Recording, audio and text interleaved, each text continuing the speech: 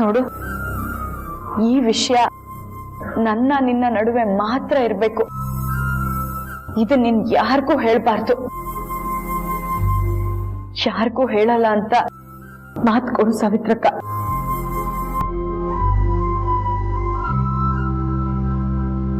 ಕೊಡು ಸಾವಿತ್ರಕ್ಕ.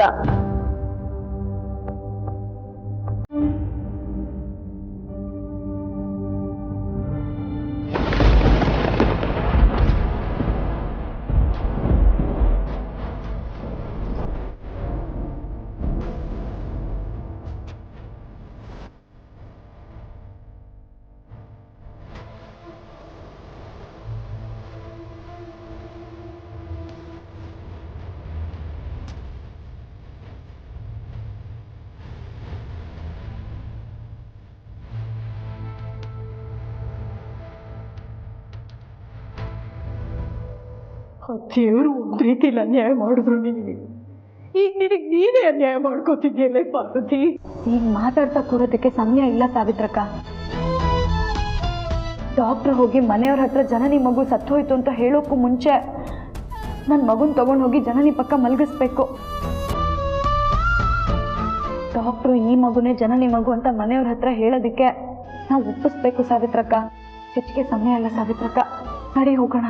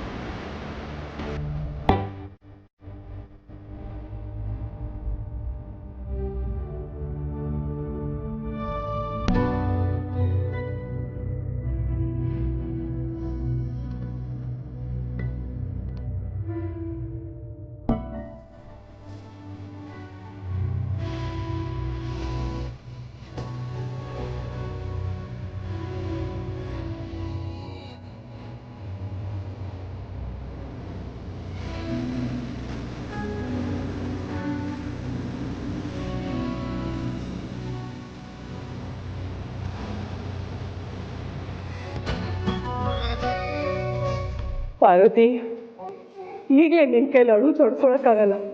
ಇನ್ನು ಈ ಮಗುನ ಶಾಶ್ವತವಾಗಿ ದೂರ ಮಾಡಿ ಬದುಕೋ ಶಕ್ತಿ ಇದೆಯೇನೆ ನಿನಗೆ?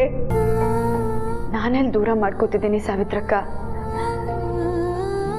ನನ್ನ ಮಗು ಅರಸನಕೋಟೆ ಮನೇಲೇ ಇರುತ್ತೆ ತಾನೆ. ಆದ್ರೆ ಈಗ ಒಂದ್ಸಲ ಇದನ್ನ ಜನನಿ ಮಗು ಅಂತ ಜಗತ್ತಿಗೆ ಪರಿಚಯ ಮಾಡಿಸಿದ್ಮೇಲೆ ಮುಂದಕ್ಕದ ಅಮ್ಮ ಅಂತ ಕರೆಯೋದು ಜನನಿನ, ನಿನ್ನಲ್ಲ ಕಣೆ.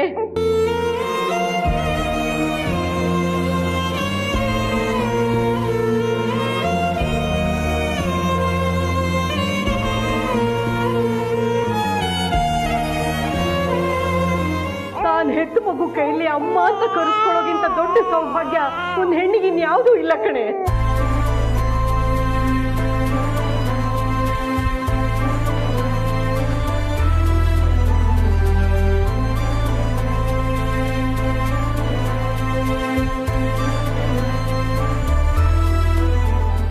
ಪರವಾಗಿಲ್ಲ ಸಾವಿತ್ರಕ್ಕ, ನಾನು ಸಹಿಸ್ಕೋತೀನಿ.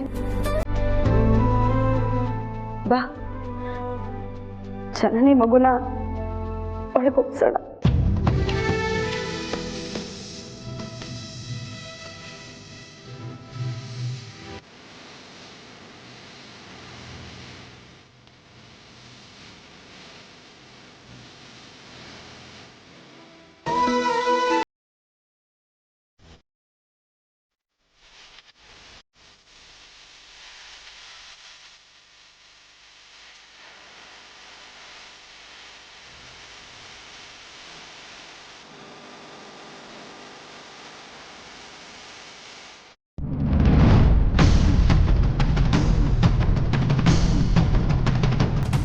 ಕೊಡಿ, ಡಾಕ್ಟರ್ ತೋರಿಸ್ಕೊಂಡು ಬರ್ತೀನಿ.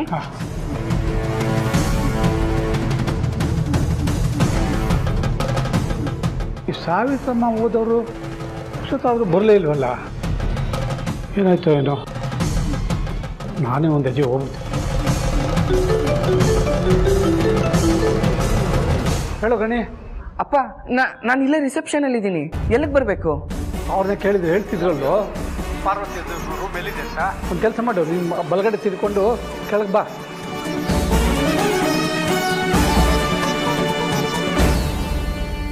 ಗಣಿ. ಅಪ್ಪ ಅಕ್ಕ ಹೇಗಿದ್ದಾಳೆ? ವಾರ್ಡಲ್ಲಿ ಇದ್ದಾಳೆ ಕಣೋ. ನಿನ್ನ ಸೊಸೆನೂ ಅಲ್ಲೇ ಇದ್ದಾಳೆ. ಆದರೆ ನಾವು ಒಬ್ರನ್ನ ನೋಡಬೇಕು ಅಂದರೆ ಸ್ವಲ್ಪ ಹೊತ್ತು ಕಾಯಬೇಕು. ಯಾಕೆ? ಅಮ್ಮ ಅಪ್ಪವ್ರು ಹೇಗಿದ್ದಾರೆ?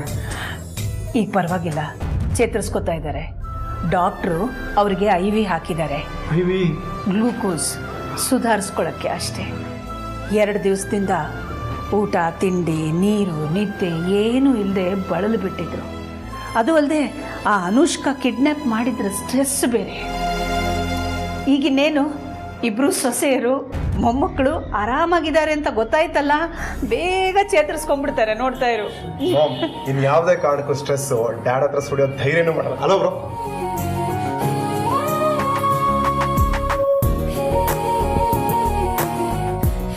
ಇನ್ ಮುಂದೆ ನಮ್ಮ ಮನೆಯಲ್ಲಿ ನಮ್ಮ ಮನಸ್ಸಲ್ಲಿ ಪ್ರತಿದಿನ ಪ್ರತಿ ಕ್ಷಣ celebration celebration only celebration. S.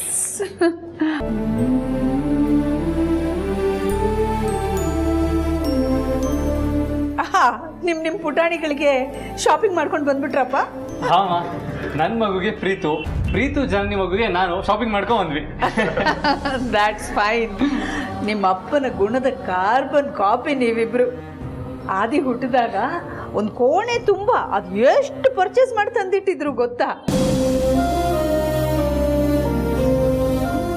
ಆದಿ, ನೀನು ನಮ್ಗೆ ಅದೃಷ್ಟ ತಂದುಕೊಟ್ಟೆ. ಹಾಗೆ ನಿನ್ನ ಮಗು ನಿನಗೂ ಪಾರ್ವತಿಗೂ ಅದೃಷ್ಟ ತಂದುಕೊಡ್ಲಪ್ಪ. ಥ್ಯಾಂಕ್ಸ್ ಅಮ್ಮ. ಅಲ್ಲ, ಇನ್ನೊಂದು ಅರ್ಧ ಗಂಟೆಯಲ್ಲಿ ತಾಯಿ ಮಗನ ನೋಡ್ಬೋದು ಅಂತ ಹೇಳಿದವರು ಇಷ್ಟೊತ್ತಾದರೂ ಇನ್ನು ಯಾರು ಬಂದು ಹೇಳ್ತಾನೆ ಇಲ್ವಲ್ಲ? ಯಾರು ಹೇಳಿದ್ರೆ ಏನಂತ ಸಾರ್ಥಿ, ನಾವೇ ಹೋಗಿ ನೋಡೋಣ ಬನ್ನಿ. ಪ್ರೀತು, ಬೇಡಪ್ಪ. ಇದು ನಮ್ಮ ಫ್ಯಾಮಿಲಿ ಡಾಕ್ಟರ್ ಆಸ್ಪತ್ರೆನೇ ಆಗಿರಬಹುದು. ಆದರೆ ಇಲ್ಲಿ ಕೆಲವು ರೂಲ್ಸು ರೆಗ್ಯುಲೇಷನ್ಸ್ ಇರುತ್ತೆ. ನಾವು ಅದನ್ನು ಪಾಲಿಸಲೇಬೇಕು. ಅವರು ನೋಡೋದು ಬೇಡ ಈಗಲೇ ಅಂತ ಹೇಳೋದು, ಸ್ವಲ್ಪ ಹೊತ್ತು ಬೇಕು ಅಂತ ಹೇಳೋದಕ್ಕೆ ಒಂದು ಕಾರಣ ಇರಬೇಕಲ್ಲ. ಆ ಕಾರಣಕ್ಕೆ ನಾವು ಮನ್ನಣೆ ಕೊಡಲೇಬೇಕು. ನರ್ಸ್ ಆಗಲಿ ಡಾಕ್ಟರ್ ಆಗಲಿ ಬಂದು ನೀವು ಹೋಗಿ ಮಗುನ ನೋಡಬಹುದು ಅಂತ ಹೇಳೋವರೆಗೂ ನಾವು ಯಾರೂ ಒಳಗಡೆ ಹೋಗಲ್ಲ ಮಕ್ಕಳನ್ನ ನೋಡೋಕ್ಕೆ. ಓಕೆನಾ? ಓಕೆ. ಅಲ್ಲಿವರೆಗೂ ಇಲ್ಲೇ ಕೆಳಗೆ ಹೋಗಿ ಕೂತಿರೋಣ.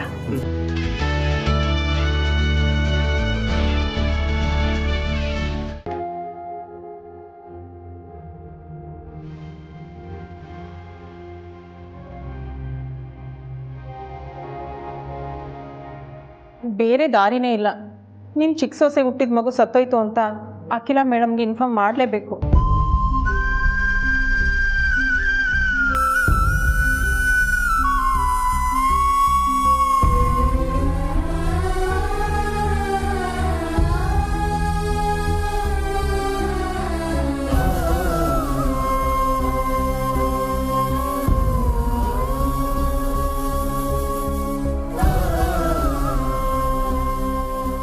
ನೀವ್ಯಾಕೆ ಬರಕ್ಕೆ ಹೋದ್ರಿ? ಇಲ್ಲಿ ಈಗಲೇ ಎದ್ದು ಓಡಾಡೋ ಹಾಗಿಲ್ಲ. ನಡೀರಿ ವಾರ್ಡ್ಗೆ ಪ್ಲೀಸ್. ಹೋಗೋಕ್ಕೂ ಮುಂಚೆ ನಂದೊಂದು ಕರ್ತವ್ಯ ಮಾಡೋದಕ್ಕೆ ಅನುಮತಿ ಮಾಡಿಕೊಡ್ಬೇಕು ನೀವು. ಏನು?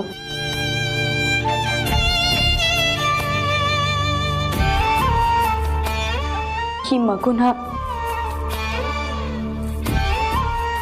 ಜನನಿ ಪಕ್ಕ ಮಲಗಿಸ್ಬೇಕು.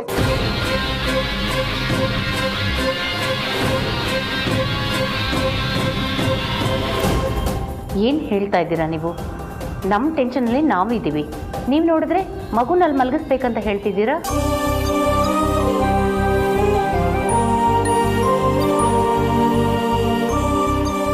ನನ್ನ ತಂಗಿ ಮಗು ಸತ್ತೋಯ್ತಲ್ಲ ಡಾಕ್ಟ್ರೆ.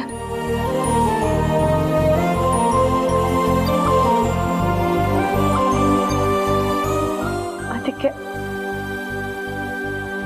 ನನ್ನ ಮಗುನೇ ಅವಳ ಪಕ್ಕ ಮಲಗಿಸ್ತೀನಿ.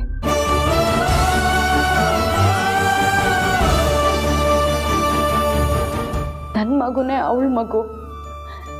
ಸತ್ತೋಗಿರೋದು ನನ್ನ ಮಗು ಅಂತ ಮನೆಯವ್ರ ಹತ್ರ ಎಲ್ಲ ಸುಳ್ಳು ಹೇಳಿ ಡಾಕ್ಟ್ರೆ. ವಾಟ್? ಏನು ಹೇಳ್ತಾ ಇದ್ದೀರಾ ನೀವು? ನಮ್ಮ ಬಗ್ಗೆ, ನಮ್ಮ ಹಾಸ್ಪಿಟಲ್ ಬಗ್ಗೆ ಸರಿಯಾಗಿ ಗೊತ್ತಿಲ್ಲ ಅನ್ಸುತ್ತೆ ನಿಮಗೆ. ನಮ್ಮ ಹಾಸ್ಪಿಟಲ್ನಲ್ಲಿ ಈ ರೀತಿ ಎಲ್ಲ ನಡೆಯೋದಿಲ್ಲ. ಅಯ್ಯೋ, ನನ್ನ ಮಾತನ್ನ ನೀವು ತಪ್ಪು ತಿಳ್ಕೊತಾ ಇದ್ದೀರಾ. ನಿಮ್ಮ ಬಗ್ಗೆ, ನಿಮ್ಮ ಇಡೀ ಹಾಸ್ಪಿಟ್ಲ್ ಬಗ್ಗೆ ನಮ್ಮ ಮನೆಯವ್ರು ಎಲ್ರಿಗೂ ಒಳ್ಳೆ ಅಭಿಪ್ರಾಯ ಇದೆ.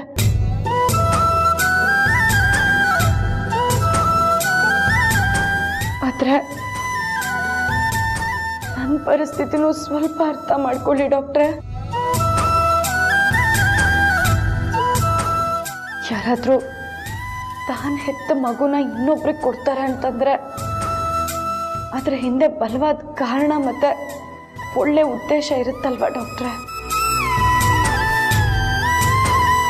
ಅಂಥದ್ದೊಂದು ಒಳ್ಳೆ ಉದ್ದೇಶ ಇಟ್ಕೊಂಡೆ ನನಗೆ ಕೆಲಸ ಮಾಡೋದಕ್ಕೆ ಹೊರಟಿರೋದು. ನೋಡಿ, ಜನನಿ ಪ್ರಜ್ಞೆಯಿಂದ ತುಂಬ ಸುಸ್ತಾಗಿ ಮಲಗಿದಾಳೆ. ಅವಳಿಗೆ ಯಾವಾಗ ಬೇಕಾದರೂ ಪ್ರಜ್ಞೆ ಬರ್ಬೋದು.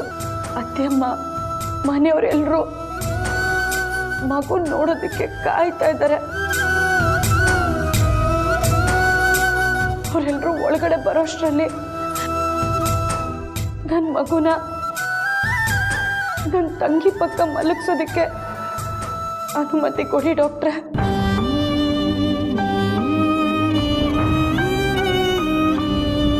ನಿಮ್ಮ ಕೈ ಮುಗಿದು ಕೇಳ್ಕೊತೀನಿ.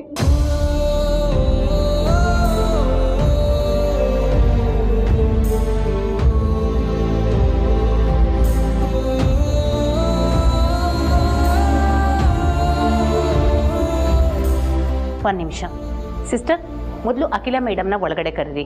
ಅವ್ರಿಗೆ ವಿಷಯ ತಿಳಿಸೋಣ. ಅವ್ರು ಏನು ಹೇಳ್ತಾರೆ ಅನ್ನೋದು ತುಂಬ ಮ್ಯಾಟ್ರ್ ಆಗುತ್ತೆ. ಡಾಕ್ಟ್ರೆ, ಈ ವಿಷಯ ಯಾರಿಗೂ ತಿಳಿಸೋದು ಬೇಡ. ನಾನು ನನ್ನ ಮಗುನ ನನ್ನ ತಂಗಿ ಕೊಡ್ತಾ ಇರೋ ವಿಷಯ ನಮ್ಮ ಇಷ್ಟು ಜನಕ್ಕೆ ಬಿಟ್ಟು ಬೇರೆ ಯಾರಿಗೂ ಗೊತ್ತಾಗೋದು ಬೇಡ. ನಾವು ಅರಸನಕೋಟೆ ಫ್ಯಾಮಿಲಿ ಡಾಕ್ಟರ್ಸ್. ನೀವು ಹೇಳಿದ್ರಿ ಅಂತ ಕಳ್ತನದಲ್ಲಿ ಮಗುನ ಬದಲಾಯಿಸಿ ಅಖಿಲ ಮೇಡಮ್ಗೆ ನಂಬಿಕೆ ದ್ರೋಹ ಮಾಡೋದಕ್ಕಾಗೋದಿಲ್ಲಮ್ಮ.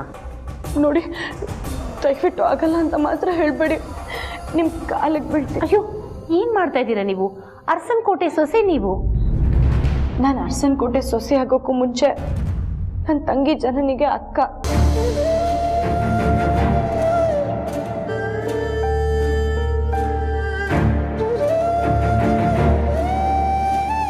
ತನ್ಗೆ ಹುಟ್ಟೋ ಮಗು ಬಗ್ಗೆ ವಿಪರೀತ ಕನಸುಗಳನ್ನ ಕಟ್ಕೊಂಡಿದ್ಲು ಡಾಕ್ಟ್ರೆ.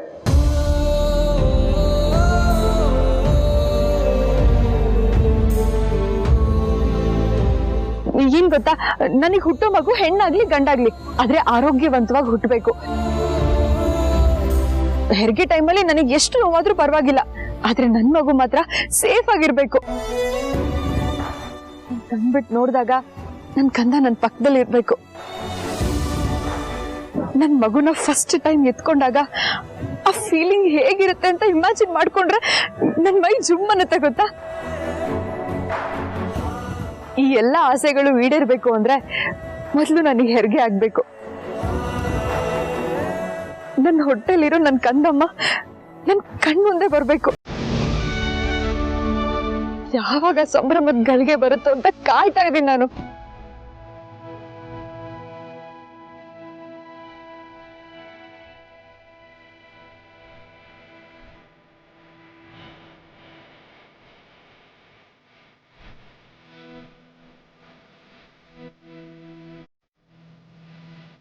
ಈಗ ಅವಳ ಮಗು ಇಲ್ಲ ಅನ್ನೋ ಸತ್ಯ ಅವಳಿಗೆ ಗೊತ್ತಾದ್ರೆ ಅವಳು ಇದ್ದಾಳೋ ಇಲ್ವೋ ಅನ್ನೋ ಭಯ ಡಾಕ್ಟ್ರೆ ನನಗೆ.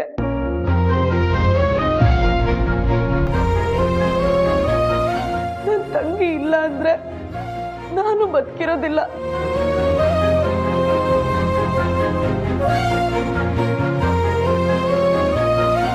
ಮತ್ತೆ ನನ್ನ ಮಗುನ ಅವಳಿಗೆ ಕೊಟ್ರೆ ಅವಳು ಬದುಕಿರ್ತಾಳೆ, ನಾನು ಬದುಕಿರ್ತೀನಿ. ನಮ್ಮ ಇಡೀ ಅರಸನಕೋಟೆ ನೆಮ್ಮದಿಯಾಗಿರುತ್ತೆ ಡಾಕ್ಟ್ರೆ.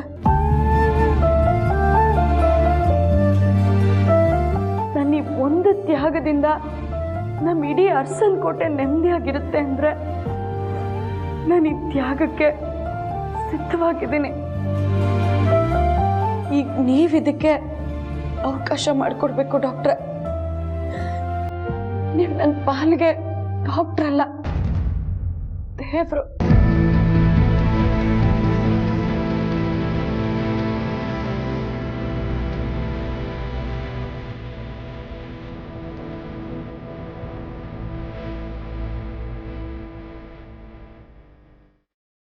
ನರ್ಸ್, ಆ ಮಗುನ ಎತ್ಕೊಂಡೋಗಿ.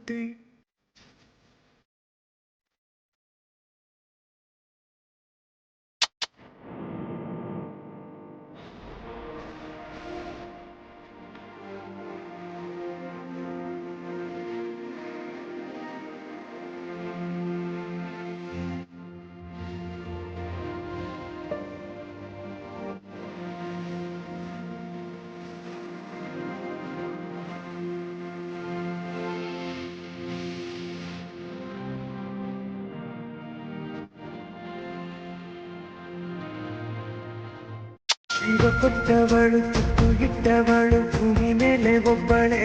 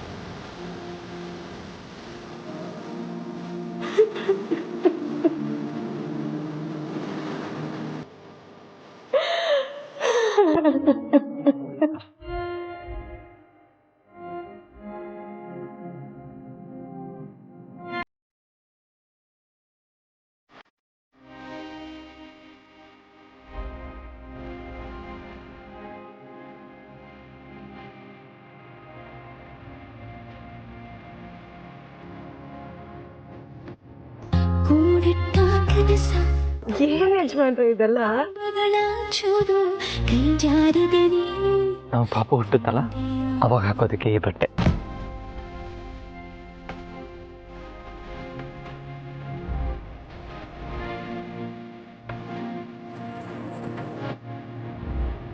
ನಮ್ಮ ಪಾಪು ಪುಟಾಣಿ ಕಾಳಿಗೆ ಈ ಗೆಚ್ಚೆ.